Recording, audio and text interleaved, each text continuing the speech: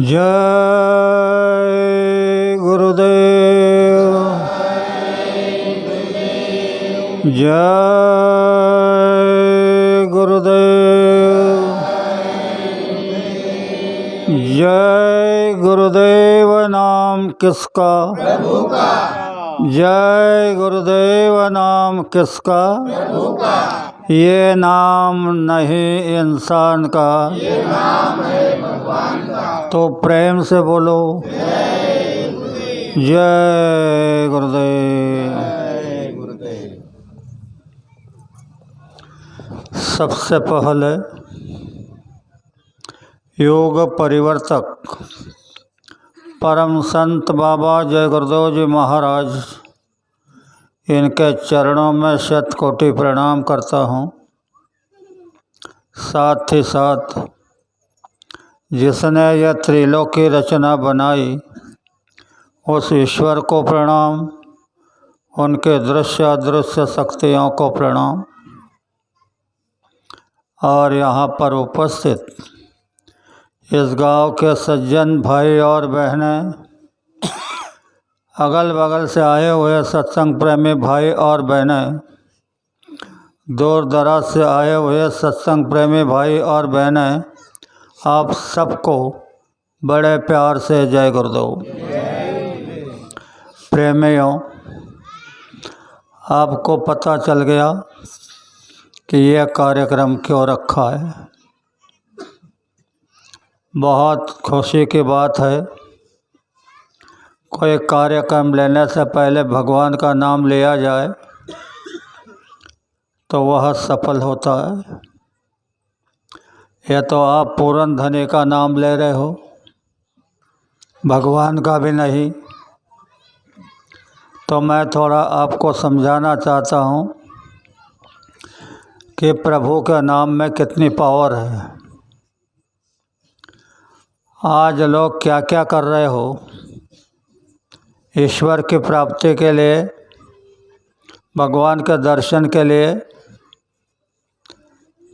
कोई ना कुछ कर रहा है। इसलिए कहा, क्या क्या क्रिया कर्म करोगे नर, आत्मज्ञान बिन सभी झूठा। आत्मज्ञान जाना जिसने, योग जुगत का रंग लुटा। आत्मा के ज्ञान के बिना सभी झूठा है। 11 धरते 12 छोड़ते, क्यों दिल को तुम समझाते। अरे दुकाल में क्या थोड़े मर गए, उपवास का क्या फल पाते। किसी ने कहा कि जटा बढ़ा लो, दाढ़ी बढ़ा लो तो प्रभु की प्राप्ति हो जाएगी। तो मच्छिंद्र नाथ गोरख से कह रहे हैं, सभी अंग पर जटा बढ़ावे और नखा। अरे रीछ के अंग पर सभी बाल है, फिर क्यों उसका कर्म फुटा। तो इससे भी भगवान मिलने वाला नहीं। फिर किसने कहा कि अंग में विभूति रमा लो तो भगवान मिल जाएगा। तो मच्छिंदर कह रहे हैं, सभी अंग पर भस्म रमावे, वो क्या साधु कहलावे। सब दिन गद्दा लौड़े राख में, फिर क्यों दिल को शरमावे। दिन भर गद्दा राख में लुढ़कता है, उसको तो भगवान मिला नहीं। इंद्रमार ब्रह्मचारी हुआ, उस नारी का संग छुटा। हम क्या जाने ना मर्द हुआ है, उस नारी से नहीं लपटा। कहे मछिंदर सुन लो गोरख, जमाना निकला सभी झूठा। आत्मज्ञान जाना जिसने, योग जुगत का रंग लुटा। मेरा कहने का तात्पर्य यह है कि कोई भी क्रियाक्रम करने से वह प्रभु की प्राप्ति नहीं होगी जब तक आपको अपने आत्मा का ज्ञान नहीं होता। हर शरीर में वह आत्मा बैठी है। पशु हो, पंछी हो, कीड़े हो, मकोड़े हो, इंसान हो, कोई भी हो, हर शरीर में वह जीवात्मा बैठी है। उस जीवात्मा का जब तक हमको दर्शन नहीं होता तब तक हमारा जीवन विफल है, कोई फल नहीं। और ये तन तुमको हमको जो मिला है, ये बड़े ही मुश्किल से मिला है। कहा जाता है बड़े भाग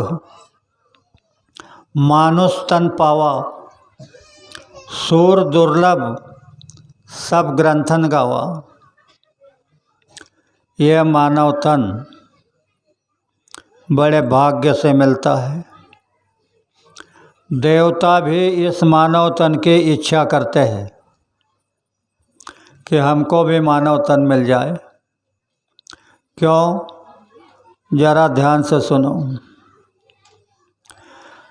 ये मानव तन पूरे तत्वों से भरा पड़ा है और जो शरीर है देवताओं के, उनमें कुछ तत्व कमी है। और ये पूरे 5 तत्व होने के कारण इसमें से एक रास्ता जाता, वह रास्ता सीधा तुम्हारे घर पहुंचता है। यह देश तुम्हारा नहीं, यह काल और माया का देश है। और यहाँ सभी लोग, चाहे पंडित हो, ज्ञानी हो, मठाधीश हो, कोई भी हो, भूल और भ्रम में भटक रहे हैं। एक बार हम नांदेड़ ज़िले में गए थे।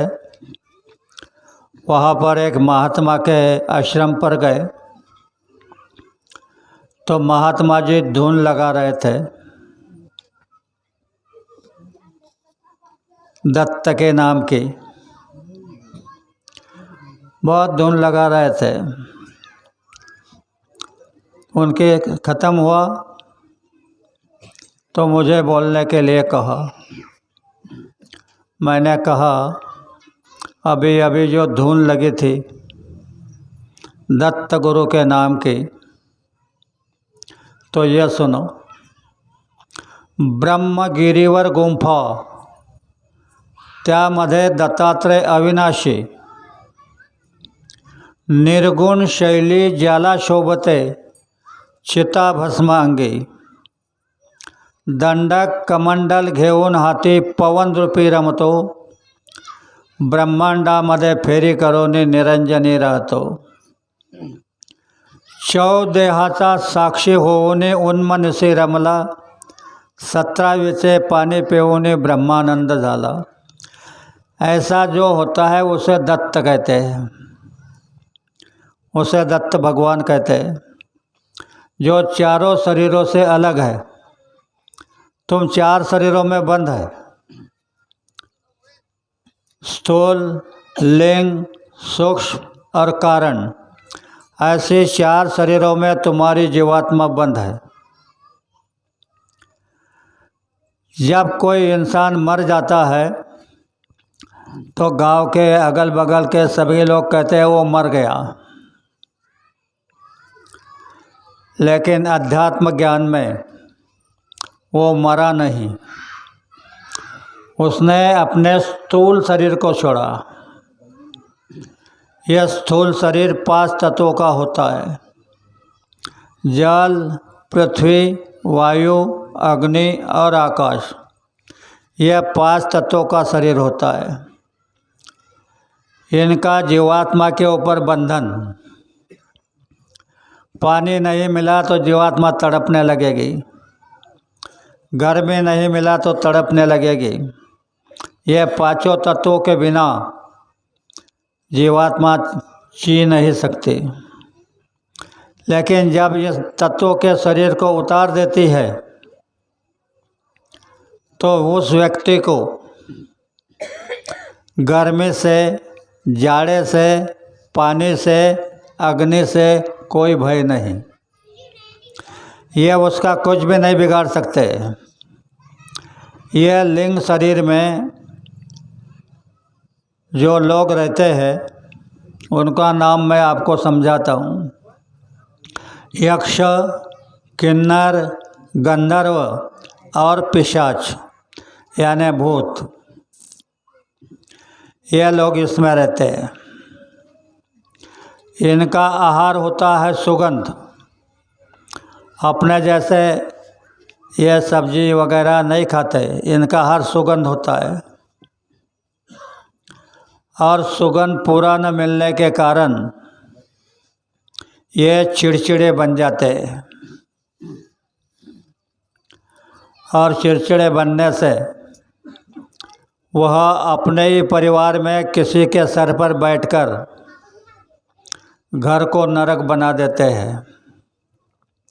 आजकल ये जो ज़्यादा चल रहा है, बहुत चल रहा है। यह पिशाच जो है यह 4 व्हीलर को भी उठा करके फेंक दे रहे हैं। किसी के सर पर बैठ करके वो बग बग बग बग करता है। इससे दुनिया त्रस्त है, सभी लोग त्रस्त है। बाबा जी ने इससे छूटने के लिए कहा है कि कोई भी व्यक्ति अपने माँ बाप की सेवा तन मन लगा करके करे, सेवा से उनको खुश रखे। वो अगर नाराज हो गए तो वही भूत बन के तुम्हारे सर पे बैठ जाएंगे। समाधान के मुख से मैंने कई बार सुना है कि हर लड़का अपने माँ बाप की सेवा करेगा तो यह धरती के जो सुख है वह उसका चरण चूमेंगे माँ बाप की सेवा करने से। तो क्यों, क्या कारण है? कहा गया मन मध्य मासिस्त 16 सांधे पिंडासी, रक्त मासाचे धनी माय बाप मालक हड़कासी। तुम्हारा जो ये शरीर है, इस शरीर के पूरे तत्वों को, पूरे अवयवों के ऊपर माँ बाप का अधिकार है। हड्डी पर भी माँ बाप का अधिकार है, भगवान का नहीं। भगवान ने तुमको यह शरीर दिया ही नहीं, यह शरीर तुमको तुम्हारे माँ बाप ने दिया। तो इस शरीर को अपने माँ बाप के चरणों में सदैव झुकाते रहना, उनके आदेश का पालन करते रहना। यह अगर करोगे तो तुम्हें किसी बात की कमी नहीं पड़ेगी। दूसरी बात को सुनो, मैं लिंग शरीर की बात कर रहा था।